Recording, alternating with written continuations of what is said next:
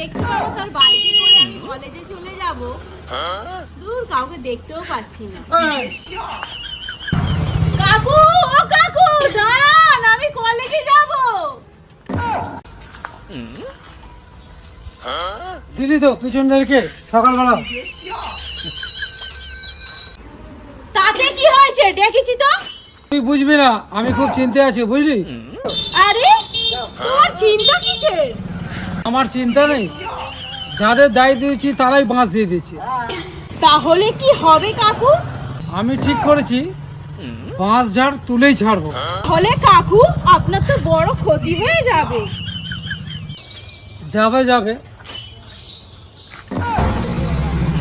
দেখি লোক রে বাবা, জনগণের ভালো হবে বলে নিজের ঝাড়ের বাঁশ সাফ করে দেবে।